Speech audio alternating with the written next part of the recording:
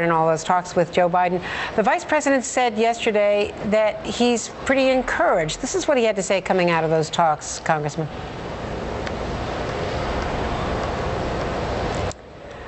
Joe Biden said on these negotiations that he thought that there had been some progress. Do you see it the same way?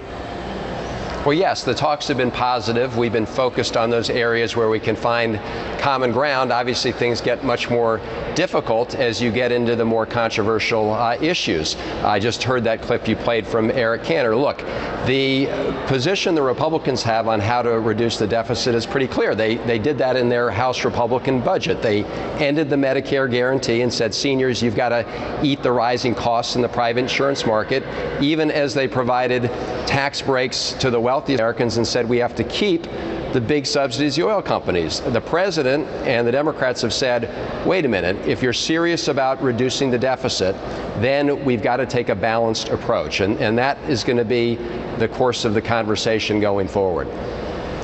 At the same time, their view is that that's not a balanced approach, because if you raise taxes, you slow the economy, and you also give Congress more to appropriate. So, I mean, they don't see that as real deficit reduction. It seems to me that the philosophical divide is so far. How does the president or the vice president bring it together?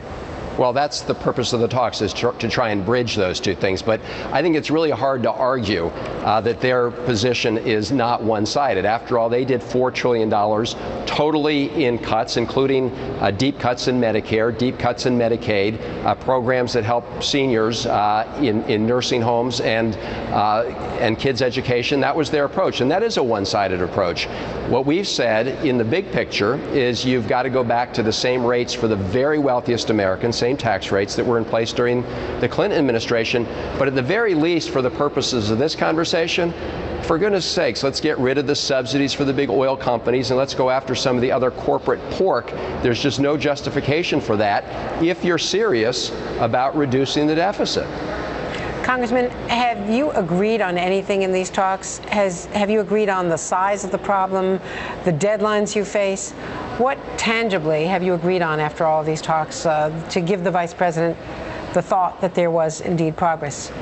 Sure. What we've done, Andrea, is look at the different budget proposals that have been put out there. So you have the House Republican budget, you have the president's proposal that he announced several weeks ago, you have the House Democratic budget, you have the Bowles-Simpson Commission, and we look for areas of overlap. In other words, where did those budgets show some kind of commonality? And so that's where we start, and there are some. I don't want to go into great detail, but the fact of the matter is when you overlay those budgets, there is some common ground. Now, granted, very quickly, you're going to get into the more controversial areas, and that will be the question.